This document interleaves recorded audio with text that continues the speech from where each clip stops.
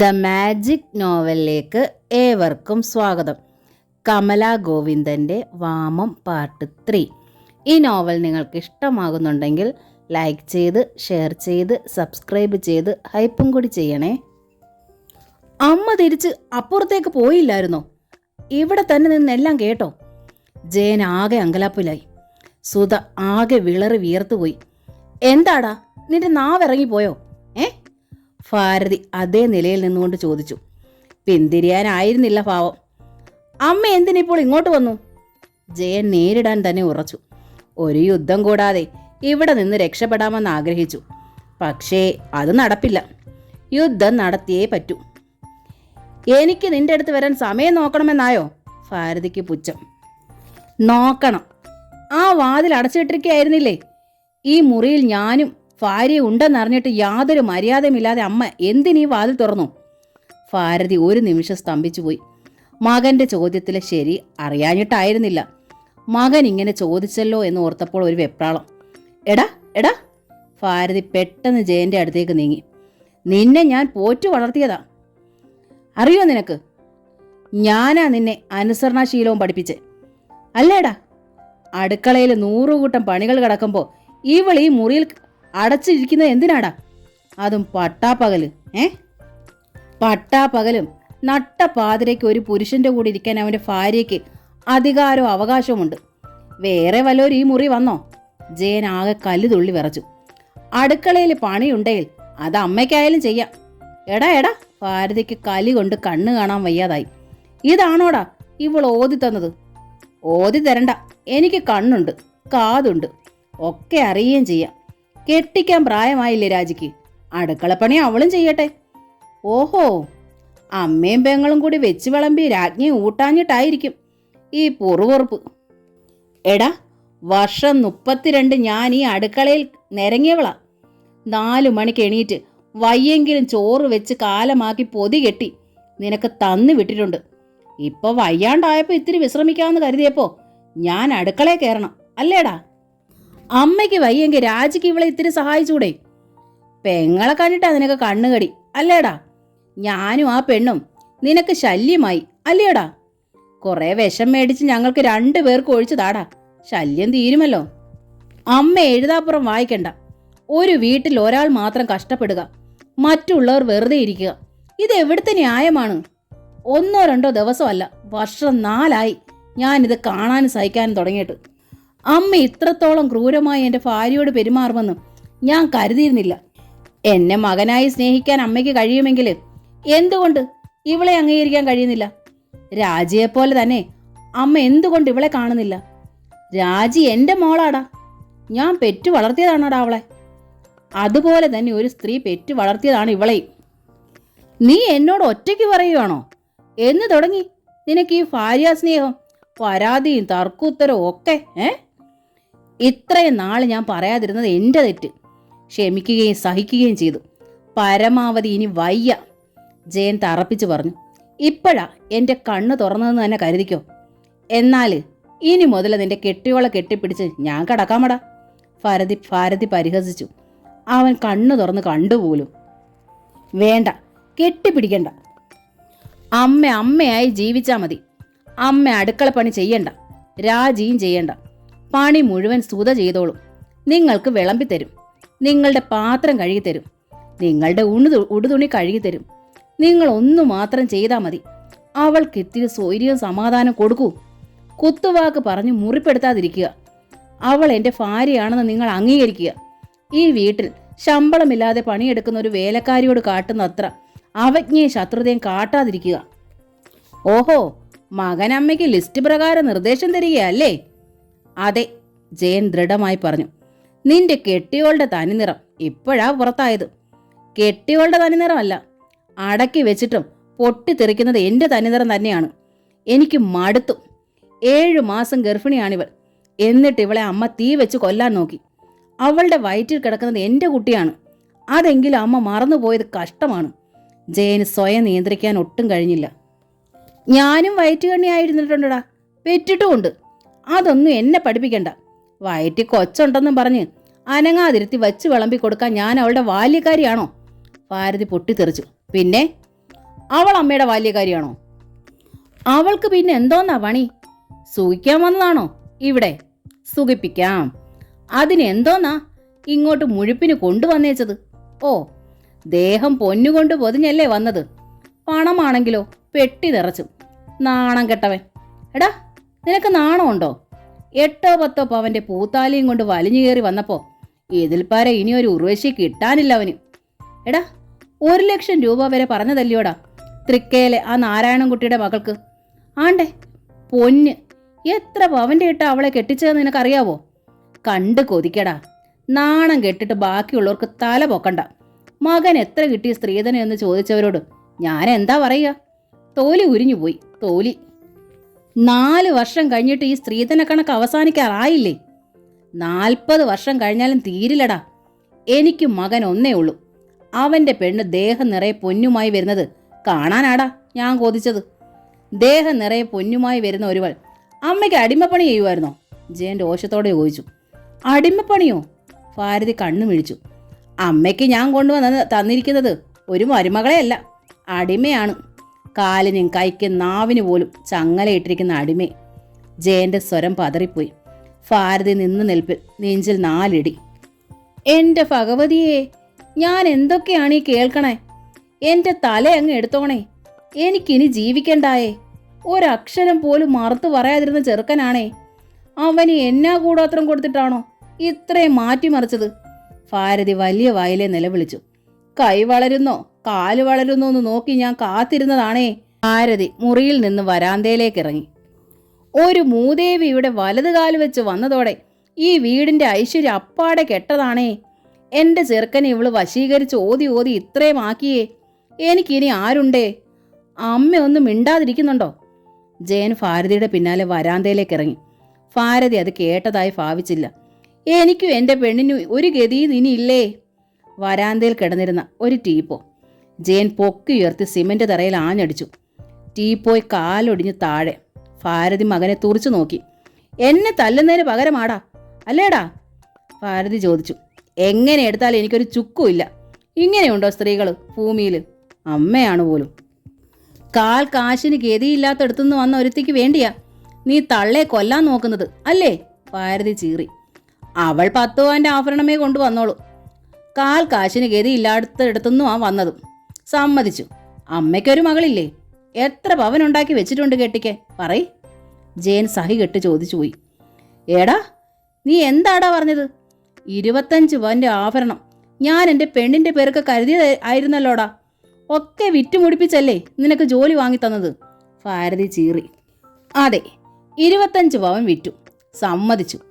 അത് അമ്മയുടെ അച്ഛൻ സമ്പാദിച്ച് അമ്മയുടെ കഴുത്തിലിട്ട് കെട്ടിച്ചു വിട്ടത്. എൻ്റെ അച്ഛൻ അത് നശിപ്പിക്കാതെ കാത്തു സൂക്ഷിച്ചു വെച്ചു. അതെനിക്കും അവകാശപ്പെട്ടതാ. എൻ്റെ ചോദ്യം അമ്മ എന്ത് സമ്പാദിച്ചു എന്നതാണ്. 22 വയസ്സായ മകൾക്ക് വേണ്ടി അമ്മ എന്ത് സമ്പാദിച്ചു? പറയൂ, എനിക്ക് കേൾക്കണം കണക്ക്. ജയൻ വാശിക്കാണ്. ഭാരതി മലച്ചുപോയി. മകൻ ഇത്രയ്ക്ക് പറയുമെന്ന് അവർ ഓർത്തില്ല. എങ്കിലും അവർ വിട്ടുകൊടുത്തില്ല. എടാ, ഈ വീടും പറമ്പും ഞാൻ വിൽക്കുമെടാ, എന്നിട്ട് അവളെ കെട്ടിക്കും. ഈ വീടും പറമ്പും അമ്മയുടെ സമ്പാദ്യമല്ലല്ലോ, ആണോ? ജയൻ ചോദിച്ചു. അച്ഛൻ്റെ സമ്പാദ്യമല്ല, ഇത് മുത്തച്ഛൻ സമ്പാദിച്ചതാണ്. ഇതിൽ വീട് വെച്ചിരിക്കുന്നത് ഞാനാണ്, ലോൺ എടുത്ത്. ഇത് വിൽക്കാൻ എനിക്ക് മനസ്സില്ല. അമ്മയൊന്ന് വിൽക്ക് കാണട്ടെ. അമ്മയുടെ ഒരേ ഒരു മകൾക്ക് വേണ്ടി ഒരു പണവിട പൊന്നോ 10 രൂപയോ സമ്പാദിക്കാൻ 55 വയസ്സ് വരെ നോക്കിയിട്ട് കഴിഞ്ഞിട്ടില്ല. എന്നിട്ടാണ് മറ്റൊരു പെണ്ണിനെ അവളുടെ വീട്ടുകാരെയും കുറ്റം പറയുന്നത്. ഈ വീട് നീ ലോൺ എടുത്ത് വെച്ചത്, ഈ പറമ്പ് നിന്റെ മുത്തച്ഛൻ വാങ്ങിയത്. എനിക്കും എൻ്റെ പെണ്ണിനും അവകാശമില്ല. ഞങ്ങളപ്പോൾ എന്തോ വേണം? ഇറങ്ങിത്തരണോ? ഭാരതി കനത്ത സ്വരത്തിൽ ചോദിച്ചു. വേണ്ട, ഞങ്ങൾ ഇറങ്ങിത്തരാം, ജയൻ പറഞ്ഞു. അതായിരുന്നു പൊറുപൊറുപ്പ് അല്ലേ? അതെ, ഞങ്ങൾ അങ്ങനെ തീരുമാനിച്ചു, അക്ഷോഭ്യനായി ജയൻ പറഞ്ഞു. ഞങ്ങൾ താമസം മാറ്റുകയാണ്. ജയേട്ടാ, അതുവരെ നിശബ്ദയായി എല്ലാം കേട്ടുകൊണ്ടിരുന്ന സുധ വിളിച്ചു. നീ മിണ്ടണ്ട. സർവ്വദേഷ്യവും ഭാരതി അവൾക്ക് നേരെ പ്രയോഗിച്ചു. നീ ഓതി ഓതി എൻ്റെ മകനെ വശത്താക്കിയില്ലേ? എൻ്റെ മകനെ മയക്കിയില്ലേ? എൻ്റെ കുഞ്ഞിനെ മയക്കിയില്ലേ? എൻ്റെ പെണ്ണിൻ്റെ ശവത്തിന് മറികടന്നല്ലാതെ നിനക്ക് എൻ്റെ മകനെയും കൊണ്ട് ഈ പടിക്ക് പുറത്തിറങ്ങാൻ പറ്റത്തില്ലടി മൂദേവി. ഭാരതിയാ പറയുന്നത്, ഭാരതി. ഭാരതി ഉറഞ്ഞു തുള്ളിയപ്പോൾ ആ പ്രതികരണം പ്രതീക്ഷിക്കാത്ത ജയൻ സ്തംഭിച്ചു പോയി. നീ കേട്ടോടാ, തെക്കേ പറമ്പിൽ 2 കുഴിയെടുക്കും, നിന്റെ അമ്മയും പെങ്ങളെ അടക്കാൻ, എന്നിട്ട് നിങ്ങൾക്ക് പോകാം. ഭാരതി എന്തോ തീരുമാനിച്ചുറപ്പിച്ച മട്ടിൽ പറഞ്ഞു. എന്താ അമ്മേ, എന്താണ് ഇവിടെ ബഹളം? എന്തിനാണ് കുഴിയെടുക്കുന്നത്? വെളിയിൽ നിന്ന് അനുമോളെയും കൊണ്ട് കടന്നു വന്ന രാജി ചോദിച്ചു. രാവിലെ അനുവിനെയും കൊണ്ട് പറമ്പിലൂടെ ചുറ്റിയടിച്ച് വെറുതെ നടക്കുമ്പോഴായിരുന്നു രാജി. അതിനിടയിൽ തേങ്ങയോ ചൂട്ടോ മടലോ കൊതുമ്പോ ഒക്കെ പൊഴിഞ്ഞു വീണിട്ടുണ്ടെങ്കിൽ എടുത്തുകൊണ്ട് വരും. വാഴക്കൊലയോ മറ്റോ വെട്ടാറായിട്ടുണ്ടെങ്കിൽ അറിയിപ്പും കിട്ടും. അനുമോൾ രാജിയുടെ ജീവനാണ്. തിരിച്ച് അനുമോൾക്കും അങ്ങനെ തന്നെ. എന്താണ് ബഹളമെന്ന് ഇരുവർക്കും പിടികിട്ടിയില്ല. കല്ലുതുള്ളി വിറച്ചു നിൽക്കുന്ന അമ്മ, ആകെ തളർന്ന മട്ടിൽ നിൽക്കുന്ന ചേട്ടനും ചേച്ചിയും. എന്താ അമ്മേ, എന്തിനാ കുഴിയെടുക്കുന്നത്? അവൾ വീണ്ടും ചോദിച്ചു. നിന്നെ ഇട്ട് മൂടാൻ. ഭാരതി അവൾക്ക് നേരെ തിരിഞ്ഞു. നിനക്ക് ഇത്രയും പ്രായമായില്ലേ? അടുക്കളയെ കയറി കഞ്ഞിയും കറിയും വെച്ച് നിന്റെ പൊന്നു നാത്തൂന് കൊടുക്കാൻ വയ്യായിരുന്നോ? അവൾക്കിനി പണിയൊന്നും ചെയ്യാൻ വയ്യെന്ന്. നിനക്ക് കെട്ടുപ്രായമായില്ലേ? എൻ്റെ നയാ പൈസ സമ്പാദ്യമില്ല, പിന്നെ ചുമതല മുഴുവൻ അവർ വഹിക്കണ്ടായോ? ഈ വീടിനും പറമ്പിനും ഒന്നും എനിക്കോ നിനക്കോ അവകാശമില്ലാതെ പോയി. ചാകടി, മുൻകൂട്ടി കുഴി തീർത്തു തരാം മൂടാൻ. രാജി അന്തം വിട്ടു നിന്നു. ഒന്നും മനസ്സിലായില്ല. കാര്യം തെളിച്ചു പറയാമേ. അവൾക്ക് ദേഷ്യം വന്നു. എടി, അവർ വേറെ പോകുവാന്ന് ഒറ്റയ്ക്ക് കഴിയാൻ. ഇവിടെ നമ്മുടെ ശല്യം കൊണ്ട് മടുത്തെന്ന്. ഇവിടത്തെ സുഖം പോരാ. ആരും അവളെ എടുത്ത് സിംഹാസനത്തിൽ വെക്കുന്നില്ലെന്നും പട്ടുമെത്തേൽ കിടത്തി സുഖിപ്പിക്കുന്നില്ലെന്നും അവനിപ്പോഴാ ബുദ്ധി തെളിഞ്ഞു തന്നു. അമ്മ എഴുതാപ്പുറം വായിക്കണ്ട. ജയൻ ഗൗരവത്തിലായി. ചേട്ടൻ ഓഫീസിൽ പോകുന്നില്ലേ? രാജി ചോദിച്ചു. എങ്ങനെ പോകും? തുണിത്തുമ്പെ പിടിച്ച് നിൽക്കുമല്ലേ തലയണ മന്ത്രവും കൊണ്ട്. ഇവിടുന്ന് പോകാനുള്ള വകുപ്പ് ഉപദേശിക്കുമല്ലയോ? ദൂരേക്ക് സ്ഥലം മാറ്റം വാങ്ങിക്കാൻ അങ്ങ് ഷീമേലി ഉദ്യോഗം കിട്ടിയാൽ കെട്ടിയോനെയും കൊണ്ടങ്ങ് കടക്കാമല്ലോ. ആരും സംശയിക്കുകയില്ല. അങ്ങനെ അവൾ ദിവസവും വിളിച്ച് ഓതി കൊടുക്കുന്നുണ്ട്. എൻ്റെ ഭഗവതി, എൻ്റെ മനസ്സിൻ്റെ നേരുകൊണ്ട് എൻ്റെ ചെവിക്കത് കേട്ടു. ഭാരതി തുള്ളുകയാണ്. പതുക്കെ പറയ്, ജയൻ രോഷത്തോടെ തുടർന്നു. മകനും ഭാര്യയെ സംസാരിക്കുന്നിടത്ത് ചെവിയും കൊടുത്ത് ഒളിച്ചു നിന്ന് കേട്ടു എന്ന് 4 ആൾ അറിയണ്ട. ഓ, ചേട്ടൻ്റെ അടുത്തല്ലേ അമ്മ വന്നുള്ളൂ, അതിനിപ്പം എന്തിനാ ഇത്ര ബഹളം വെക്കുന്നത്? ചേട്ടാ, രാജി അമ്മയെ ന്യായീകരിച്ചു ചോദിച്ചു. നീ മിണ്ടണ്ട. BA വരെ നീ പഠിച്ചതാണ്. വെറുതെ വിവരമില്ലാത്തവൾ. അവൾ പഠിച്ചതാ നിനക്കിപ്പോൾ ദണ്ഡം അല്ലേ? ഭാരതി ഇടയ്ക്ക് കയറി. അവൾ പഠിച്ചാലും പഠിച്ചില്ലേലും നിങ്ങൾ ഇരുവരും ഒരു കാര്യം മനസ്സിലാക്കണം. ഒരു ഭാര്യയും ഭർത്താവും സംസാരിക്കുന്നിടത്ത് കണ്ണും ചെവിയും കൊടുക്കരുത്. അമ്മ അത് രാജിയെ കൂടി പരിശീലിപ്പിച്ചിട്ടുണ്ട്. അതുകൊണ്ട് പറഞ്ഞതാണ്. അവൾ അന്യ വീട്ടിൽ പോകേണ്ടതാണ്. അമ്മ അവളെ പോരും കുശുമ്പും മാത്രമേ ശീലിപ്പിച്ചിട്ടുള്ളൂ. നല്ല ശീലമോ അടുക്കള പണിയോ വശമില്ല. വേണ്ടടാ, അവളെ കണ്ടോന്റെ അടുക്കള നിരങ്ങാനല്ല ഞാൻ പെറ്റു വളർത്തിയത്. അങ്ങനെ ഉള്ളിടത്ത് വിടത്തുമില്ല. ഭാരതി തീർത്തു പറഞ്ഞു. ഓഹോ, സ്വന്തം മകളുടെ കാര്യം വരുമ്പോൾ പൊള്ളും അല്ലേ? ജയൻ പരിഹസിച്ചിരിച്ചു. ജയേട്ടാ, ഇതൊന്ന് നിർത്ത്. എത്ര നേരമായി? ഓഫീസിൽ പോകാനുള്ള സമയം കഴിഞ്ഞില്ലേ? എന്താ ഇത്? നാട്ടുകാരിതാ എത്തി നോക്കാൻ തുടങ്ങിയിട്ട് നേരെ എത്രയെന്നറിയുമോ? സുധ ജയന്റെ അടുത്തേക്ക് നീങ്ങി നിന്നു. ഓ, രാവിലെ വഴക്കും പ്രശ്നവും ഉണ്ടാക്കി വെച്ചിട്ടിപ്പം നല്ല വെള്ള ചമയുകയല്ലേ? രാജിക്ക് സുധയോടാണ് കലി. കേറി പോടിയകത്ത്. രാജിയുടെ കവളത്ത് ജയൻ ആഞ്ഞടിച്ചു. ശാസിക്കാൻ നീയും നിന്റെ ഒരമ്മയും നാശം. അയ്യോ, രാജി ഉറക്കെ കരഞ്ഞു. എൻ്റെ കുഞ്ഞിനെ നീ കൊല്ലുവാണോടാ? ഭാരതി വീണ്ടും നെഞ്ചത്തലച്ചു. ജയേട്ടാ, എത്ര നേരമായി പറയുന്നു പോവാൻ? ഒന്ന് പോകൂന്നേ. സുധ ജയനെ പിടിച്ച് മുൻപോട്ട് തള്ളി. ചി, വിടടി. സർവ്വദേശവും ഒരുമിച്ച് കൂടി ഒരു ഭ്രാന്താവസ്ഥയിലെത്തിയ ജയൻ അവളുടെ കവിളിലും ആഞ്ഞടിച്ചു. കേറി പോടിയകത്ത്. എടി പോകാൻ. ഞാൻ എൻ്റെ ഇഷ്ടം പോലെ ചെയ്യും. നീ ആരാ പറയാൻ?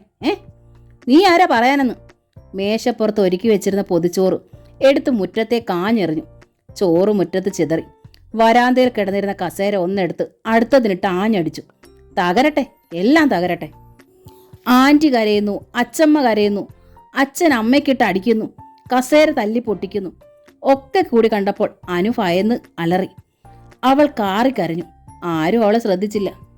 ഇവന് ഭ്രാന്താ, ഭ്രാന്ത്. ഭാരതി ജയനെ കടന്നു പിടിച്ചു. അവൻ ഒരു സ്റ്റൂൾ വലിച്ചെടുക്കുകയായിരുന്നു നിലത്തടിക്കാൻ. തന്നെ കടന്നു പിടിച്ച അമ്മയെ അവൻ കുതിര തെറിപ്പിച്ചു. ഭാരതി താഴെ വീണ് നിലവിളിച്ചു. അയ്യോ എൻ്റെ നടുവേ! അച്ചമ്മേ! അനു ഓടി ഭാരതിയുടെ അടുത്ത് വന്നു.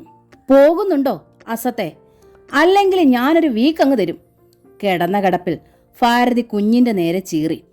അനു വീണ്ടും ഭയന്ന് കരഞ്ഞു. സുധ കുഞ്ഞിനെ എടുത്ത് നെഞ്ചിൽ ചേർത്തു. അനു സുധയുടെ നെഞ്ചിൽ പറ്റിച്ചേർന്നു.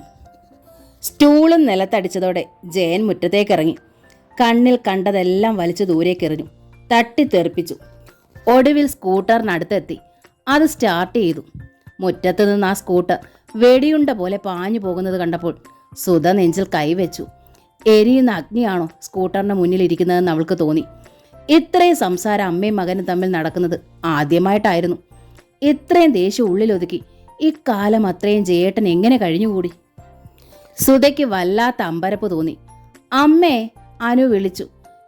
പിന്നെ മെല്ലെ ചോദിച്ചു, അച്ഛൻ എന്തിനാ അമ്മയെ തല്ലിയത്? അമ്മയുടെ കൊണവധികാരം കൊണ്ട്. മറുപടി പറഞ്ഞത് ഭാരതിയാണ്. അമ്മയെ തല്ലിയത് എന്തിനാണ്? ഇത്തിരിയേ ഉള്ളൂ. അതിൻ്റെ കണ്ണിൽ എൻ്റെ പെണ്ണിനെ തല്ലിയത് പെട്ടില്ല. അമ്മയെ തല്ലിയത് മാത്രമേ പെട്ടുള്ളൂ.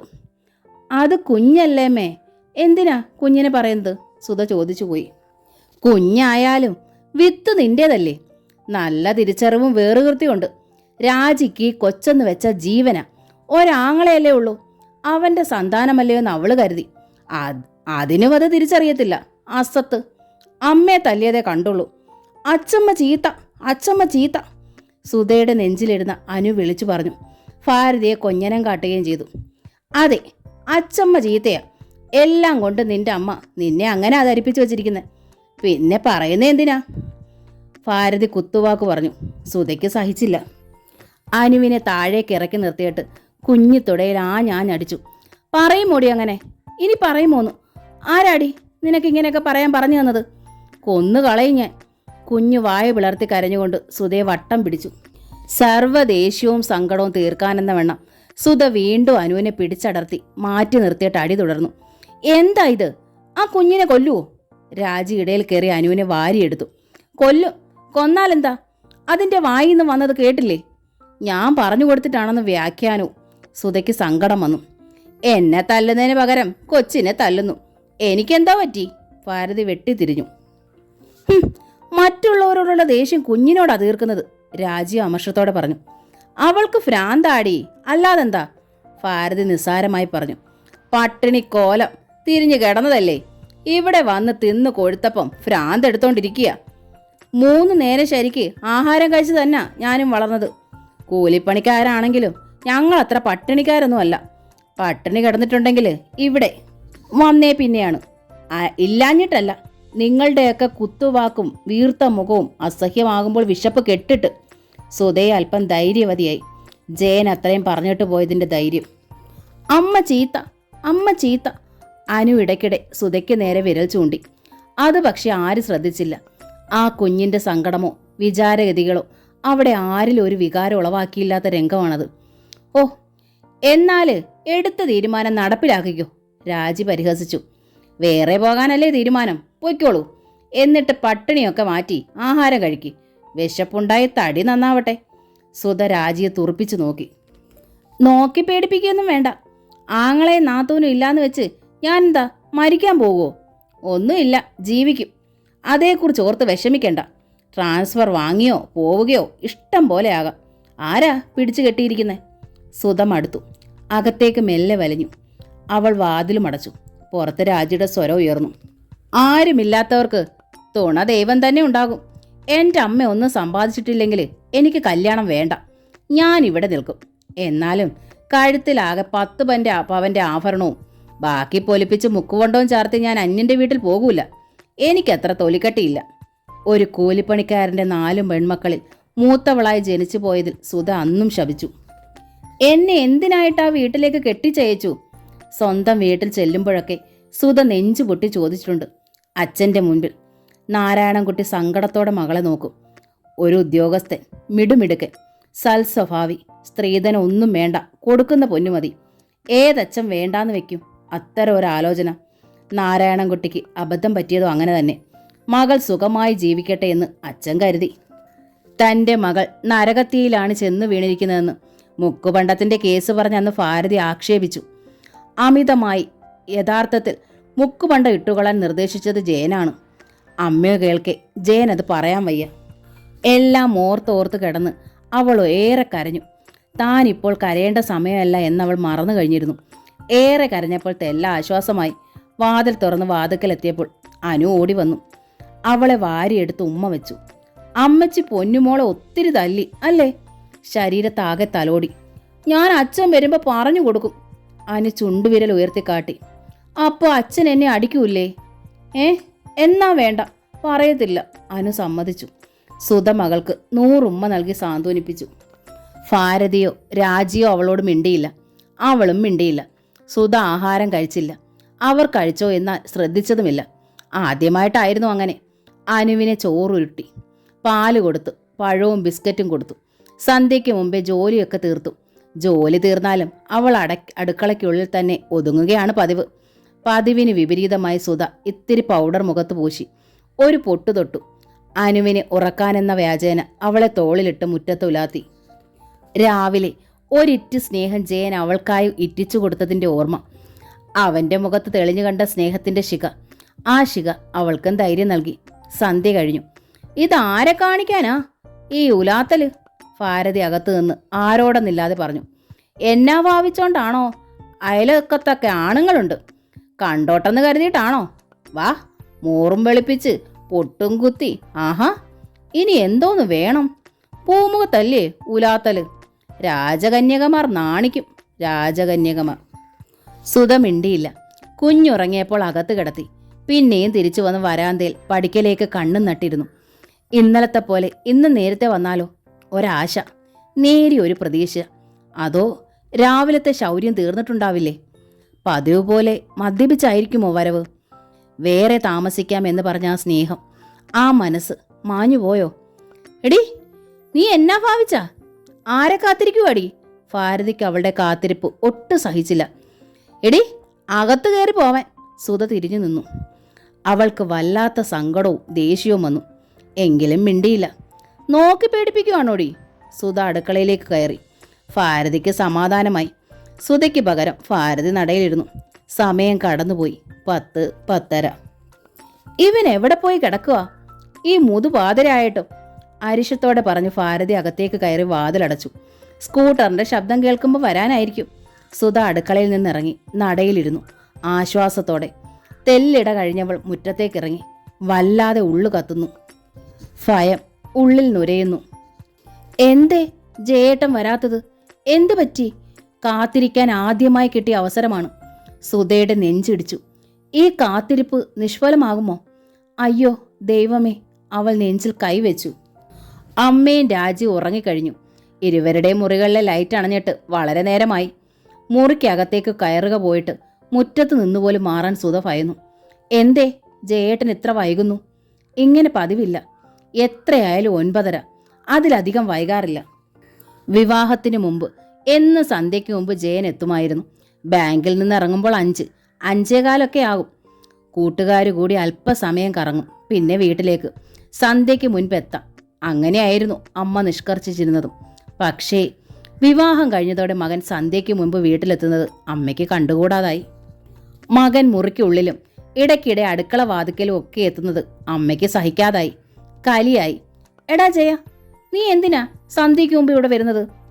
ഷേടാ ഗ്രഹപ്പെടേ, ഇതെന്റെ വീടല്ലേ, ഞാൻ ഇവിടെ അല്ലാതെ മറ്റെവിടെ വരാൻ? ജയൻ ചിരിച്ചുപോയി. പക്ഷേ ആ തമാശ പിന്നെ കാര്യമായി. ജയൻ അടുക്കള ഭാഗത്തേക്ക് നോക്കാൻ പോലും പറ്റാതായി. സുധയുടെ നിഴൽ പോലും കാണാൻ കിട്ടാതായി. അത്രയ്ക്ക് വലിയ കോട്ടയാണ് ഇരുവർക്കുമിടയിൽ അമ്മ കെട്ടിയത്.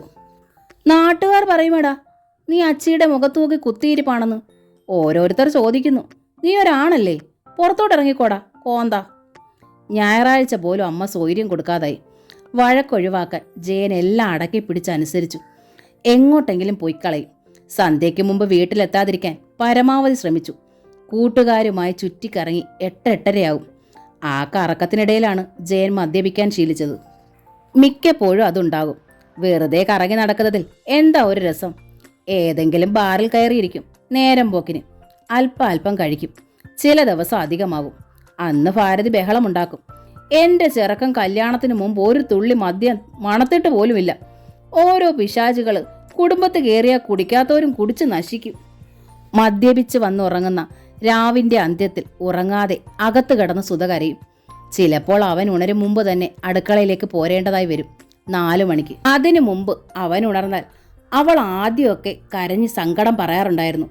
ഞാൻ കുടിക്കുന്നത് എൻ്റെ കാശുകൊണ്ട്, ഒരുത്തി എന്നെ ഭരിക്കാൻ വരണ്ട, കർശനമായി ജയം പറയും. സുധ ഹൃദയം പൊട്ടിക്കരയും. പിന്നെ പിന്നെ പരാതിയോ സങ്കടമോ ഇല്ലാതായി. ഇന്ന് രാവിലെ ഒരു തീമല നെഞ്ചിലൊതുക്കിയാണ് പോയിരിക്കുന്നത്. ഏതെങ്കിലും ബാറിൽ കയറി മൂക്കുമുട്ട കുടിക്കും. എന്നിട്ട് സ്കൂട്ടറിൽ കയറി ഓടിച്ചു വന്ന എൻ്റെ ഈശ്വര. സുധ നെഞ്ചിൽ കൈവച്ചു.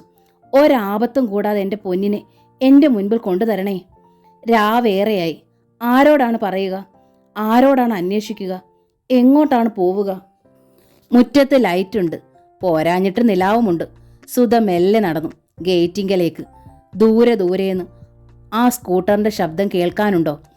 അതിൻ്റെ മുൻപിൽ തീക്കണ്ണുകൾ കാണാനുണ്ടോ? സുധ ഗേറ്റിങ്കിലെത്തിയപ്പോൾ അമ്പരപ്പോടെ കണ്ടു. ഗേറ്റിനപ്പുറത്ത് ഭിത്തിയരികിൽ ഒരു വെള്ളായം ആരോ ചാരി നിൽക്കുന്നു. ശ്രദ്ധിച്ചു. ജേട്ടനല്ലേ? അടുത്ത് സ്കൂട്ടറുമുണ്ട്. സ്കൂട്ടറിൽ നിന്ന് വീണതാണോ മദ്യപിച്ച്? എൻ്റെ ഈശ്വര. സുധ ധൃതിയിൽ ഓടാമ്പലെടുത്തു. അപ്പുറത്തിറങ്ങി ഓടിച്ചെന്ന് വിളിച്ചു, ജേട്ടാ. മറുപടിയില്ല, അനക്കമില്ല. ഒരു വിതുമ്പിപ്പൊട്ടലോടെ സുധ ജയനെ കുലുക്കി വിളിച്ചു, ജേട്ടാ. ഒരു സത്യം അവൾ അറിഞ്ഞു. ഒട്ടും മദ്യപിച്ചിട്ടില്ല. പിന്നെ എന്തിനീ ഗേറ്റിങ്കിലിരുന്നു? അകത്തേക്ക് കയറാതെ. അവൾ ഇരു കരങ്ങളും അവൻ്റെ കവളിൽ ചേർത്തു. പിന്നെ ആ മുഖത്തോട് മുഖം ചേർത്തു. കാതരയെ വിളിച്ചു, ജേട്ടാ. പെട്ടെന്നായിരുന്നു അത്. അവളെ 2 കരങ്ങൾ കൊണ്ടും അവൻ വരിഞ്ഞു മുറുക്കി ചേർത്തു. പിന്നെ മുഖത്ത് 1000 ഉമ്മകൾ. സുധ പൊളഞ്ഞുപോയി. ഇതുവഴിയാണ് രാത്രി 11 മണിയായിരിക്കുന്നു. എന്നാലും ആരെങ്കിലും വന്നാ?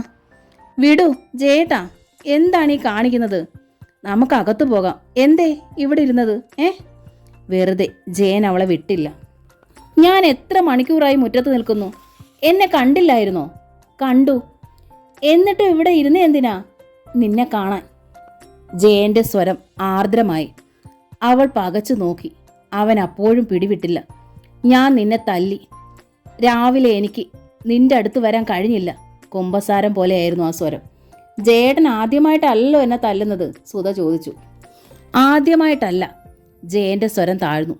പലപ്പോഴും നിന്നെ ഞാൻ തല്ലി. ഒരിക്കൽ പോലും നിന്റെ കുറ്റം കൊണ്ടല്ല, മറ്റുള്ളവരുടെ വാശി തീർക്കാൻ വേണ്ടി. എനിക്ക് നിന്നെയല്ലേ തല്ലാനാകൂ? എനിക്കതറിയാം. ഞാൻ ഒരിക്കലും പരാതിപ്പെട്ടിട്ടില്ലല്ലോ, പിണങ്ങിയിട്ടില്ലല്ലോ. ഏതു തരത്തിൽ ഉപദ്രവിച്ചാലും വീണ്ടും കാലിൽ നിൽക്കുന്ന ഒരു കൊടിച്ചിപ്പട്ടിയാണ് നീയെന്ന് ആദ്യമൊക്കെ എനിക്ക് തോന്നി. ആരൊക്കെ ഉപദ്രവിച്ചാലും തീറ്റിക്കായി നാക്ക് നീട്ടി വാലാട്ടി അടുക്കുന്ന വെറും കൊടിച്ചിപ്പട്ടി. അതോടെ എനിക്ക് നിന്നോട് വെറുപ്പ് തോന്നി. ഒടുവിൽ ഞാൻ അറിഞ്ഞു, തീറ്റിക്കായി വാലാട്ടി എടുക്കുന്ന പട്ടിയല്ല നീയെന്ന്. എത്രയൊക്കെ ഉപദ്രവിച്ചാലും തിരിഞ്ഞു കടിക്കാൻ അറിയാൻ വയ്യാഞ്ഞിട്ടുമല്ല വാലാട്ടുന്നതെന്ന്. അതോടെ ഞാൻ എന്നെ തന്നെ വെറുക്കാൻ തുടങ്ങി. അമ്മ ഒത്തിരി കഷ്ടപ്പെട്ടിട്ടുള്ളതാണ്. അമ്മയോട് എതിർത്ത് പറയാൻ കഴിഞ്ഞില്ല. രാജി എൻ്റെ ഓമന പെങ്ങളാണ്. അവളെയും വെറുക്കാൻ കഴിയില്ല. പക്ഷേ അവർക്കെന്നെ മനസ്സിലാവില്ല. എൻ്റെ സങ്കടം മനസ്സിലാവില്ല. എന്തുകൊണ്ട്? ഞാൻ അവർക്ക് കൂടെ നിൽക്കുന്നു എന്നും അറിയില്ല. പക്ഷേ നീ അറിഞ്ഞു. എല്ലാം നിനക്കറിയാമെന്ന് ഞാനിപ്പോൾ മനസ്സിലാക്കുന്നു. സുധ മിണ്ടിയില്ല. ഇനിയും ക്ഷമിക്കാനും സഹിക്കാനും എനിക്ക് വയ്യ സുധേ. എനിക്കൊരു മോചനം വേണം. ജയേട്ടൻ പറയൂ, ഞാൻ അനുസരിക്കാം. ഞാൻ ഇന്ന് ട്രാൻസ്ഫറിന് അപേക്ഷ കൊടുത്തു. സുധ മിണ്ടിയില്ല. അമ്മയോ രാജിയോ വെറുത്തിട്ടല്ല, അവർക്ക് ഞാനേ ഉള്ളൂ. എന്നാലും പോകാതെ വയ്യ. അല്ലെങ്കിൽ ഒരുപക്ഷെ അമ്മ നിന്നെ കൊല്ലാനും മടിക്കില്ല. സത്യമല്ലേ സുധേ? സുധ തേങ്ങിപ്പോയി. ഇന്നലെ വഴക്ക് തുടങ്ങിയപ്പോൾ മുതൽ ഞാൻ കേട്ടു പുറത്തു നിന്ന്. സുധ അമ്പരപ്പോടെ നോക്കി. കുറെയൊക്കെ ഞാൻ മനസ്സിലാക്കിയിട്ടുണ്ടായിരുന്നു. എന്നാലും ഇത്രത്തോളം ഞാൻ മനസ്സിലാക്കിയിരുന്നില്ല. ചിലപ്പോഴൊക്കെ അമ്മ പറയുന്നത് കള്ളമാണെന്ന് വ്യക്തമായി അറിഞ്ഞിട്ടും ഞാൻ നിന്നെ ഉപദ്രവിച്ചിട്ടുണ്ട്. എന്നോട് തന്നെ ദേഷ്യവും നിന്ദയും തോന്നിയിട്ടുണ്ട്. എന്നാലും മണ്ണെണ്ണ ജാറുമായി എൻ്റെ അമ്മ നിന്നപ്പോൾ സുധേ വയ്യ. ഇനി എനിക്ക് പിടിച്ചു നിൽക്കാൻ വയ്യ. ഒരു ജീവിതം എനിക്കും വേണം. പകൽ വെളിച്ചത്തിൽ നിനക്ക് എന്നെയും എനിക്ക് നിന്നെയും കാണണം. നിനക്ക് കൊതിയില്ലേ സുധേ? കൊതി. എനിക്ക് എന്തെല്ലാം കൊതിയുണ്ട്. ഇനിയും സാധിക്കാത്ത സ്വപ്നങ്ങൾ. ജയേട്ടൻ കിടക്കുന്നിടത്ത് രാവിലെ കടുങ്കാപ്പിയുമായി വന്ന് ഉണർത്താൻ, കുളിമുറിയിൽ വെള്ളം വെച്ച് വന്ന് വിളിക്കാൻ, ഇത്തിരി രാസ്നാദിപ്പൊടി തലയിൽ തിരുമ്മിത്തരാൻ, അടുത്ത് നിന്ന് വിളമ്പി കൂട്ടാൻ, വരുമ്പോൾ എതിരേൽക്കാൻ, പോകുമ്പോൾ യാത്ര പറയാൻ, സ്കൂട്ടറിന് പിന്നിൽ കൈ ചുറ്റി ഒന്നിരിക്കാൻ, അസുഖം ബാധിച്ച് കിടക്കുമ്പോൾ അടുത്തിരുന്ന് ഒന്ന് തലോടി ആശ്വസിപ്പിക്കാൻ, ശുശ്രൂഷിക്കാൻ, ഒക്കെ ഒക്കെ അങ്ങനെ ഒരു ഭാര്യയ്ക്ക് മാത്രം അവകാശപ്പെട്ട കാര്യങ്ങൾ. കൊതിയുണ്ട്, വല്ലാതെ കൊതിയുണ്ട്. സുധ നെടുവീർപ്പിട്ടു. ജയൻ അവളെ തന്നോട് കൂടുതൽ ചേർത്ത് പിടിച്ചു. ഇതെല്ലാം ചെയ്യുന്നത് അമ്മയാണ്. ചെറുപ്പം മുതൽ തന്നെ അമ്മ എൻ്റെ കാര്യത്തിൽ ഉത്കണ്ഠ കാട്ടിയിരുന്നു. വിവാഹം കഴിച്ചു എന്ന് കരുതി പെട്ടെന്ന് അമ്മയെ പറിച്ചു എറിയണ്ട എന്ന് ഞാനും കരുതി. ക്രമേണ മാറ്റം ഉണ്ടാകുമെന്നും പ്രതീക്ഷിച്ചു. അമ്മയുടെ സ്ഥാനത്ത് നീ ചെയ്യുമ്പോഴുള്ള ആനന്ദവും നിർവൃതിയും എനിക്ക് സങ്കല്പിക്കാനേ കഴിയൂ എന്ന് മനസ്സിലായപ്പോൾ അമ്മയോട് വെറുപ്പായി. അമ്മയുടെ ശുശ്രൂഷയിൽ അരോചകത്വമായി. അങ്ങനെ സഹിച്ച് ഇന്ന് രാവിലെ ഒക്കെ പോട്ടെ, ഒന്നും സാരമില്ല, ജേട്ടൻ വരും. അവരിരുവരും ആകെ വിഷമിച്ചിട്ടായിരിക്കും. രാവിലെ മുതൽ ആരും സംസാരിച്ചിട്ട് പോലുമില്ല. എന്തെങ്കിലും കഴിച്ചോ എന്ന് പോലും അറിയില്ല. ഞാൻ ഇന്നൊന്നും അന്വേഷിച്ചില്ല. നീയോ? ജയൻ ചോദിച്ചു. നീ കഴിച്ചോ? അവൾ മിണ്ടിയില്ല. എന്തേ നീ കഴിച്ചില്ല? പട്ടിണിയായിരിക്കാവുന്ന അവസ്ഥയാണോ നിനക്ക്? ജയേട്ടൻ ഇന്ന് ചോറുപൊതി എറിഞ്ഞു കളഞ്ഞില്ലേ വെളിയിൽ നിന്ന് ആഹാരം കഴിച്ചോ? എന്നിട്ട് ജയൻ മിണ്ടിയില്ല. കഴിക്കില്ല എന്ന് എനിക്കറിയാമായിരുന്നു. എന്നോട് ദേഷ്യപ്പെടുമ്പോഴും എന്നെ തല്ലുമ്പോഴും ഞാൻ ഈ മുഖത്തെ നിസ്സഹായതയും സങ്കടവും സ്നേഹവും അറിയാറുണ്ട്. ജയൻ ഗേറ്റ് അകത്തിയിട്ട് സ്കൂട്ടർ അകത്ത് കടത്തി കൈകൊണ്ട് മെല്ലെ തള്ളി ഉരുട്ടി. ഒരു കൈകൊണ്ട് സുധയെ ചേർത്ത് പിടിച്ചു മുറ്റത്തെത്തി. സ്കൂട്ടർ ഷെഡിൽ കയറ്റി വെച്ചു. പിന്നെ മെല്ലെ അതിൻ്റെ ബോക്സിനുള്ളിൽ നിന്നൊരു പൊതിക്കെട്ടെടുത്തു. പിന്നെ അകത്തേക്ക്. ജയൻ ഡ്രസ്സ് മാറി കൈലി കൊടുത്തു. വിശക്കുന്നില്ലേ? എന്തേലും കഴിക്കണ്ടായോ? സുധ ആർദ്രമായി വിളിച്ചു. വിളമ്പ്, രണ്ടുപേർക്കും വിളമ്പ്, നമുക്ക് ഒരുമിച്ചിരുന്ന് കഴിക്കണം. അവർ ഉറങ്ങിയില്ലേ? സുധ പിന്തിരിഞ്ഞു. അവൾക്കാകെ ഉത്സാഹം തോന്നി. രാവിലെ മുതൽ ആഹാരം കഴിക്കാതിരുന്നതിൻ്റെ എല്ലാ ക്ഷീണവും പമ്പ കടന്നു. ഒരാനയെ തിന്നാനുള്ള വിശപ്പ് നിമിഷം കൊണ്ടുണ്ടായി. അതിലേറെ ഒരാവേശമായി നെഞ്ചിൽ നിറഞ്ഞു. ഭർത്താവിൻ്റെ ഒപ്പം ഇരുന്ന് ആഹാരം കഴിക്കാൻ ഒരവസരം കിട്ടുക. 4 വർഷത്തെ തപസ്യം. സുധ ഉത്സാഹത്തോടെ അടുക്കളയിലേക്ക് ഇറങ്ങി. 2 പ്ലേറ്റ് എടുത്ത് കഴുകി. പിന്നെ ചോറിരിക്കുന്ന കലത്തിനടുത്തെത്തി മൂടി തുറന്നു. സുധ നെഞ്ചിൽ കൈ വെച്ചുപോയി. കലത്തിൽ ഒറ്റ ചോറില്ല. രാവിലെ വെച്ച കലമാണ്. കാപ്പിക്ക് തയ്യാറാക്കിയ ഇഡലി നോക്കി, അതുമില്ല. വൈകിട്ട് വച്ചിട്ടുമില്ല. കറിച്ചട്ടികളും ശൂന്യം. വാമം എന്ന നോവലിൻ്റെ ഈ ഭാഗം ഇവിടെ പൂർണ്ണമാവുകയാണ്. അടുത്ത ഭാഗം ഉടൻ തന്നെ അപ്ലോഡ് ചെയ്യുന്നതായിരിക്കും. Thank you.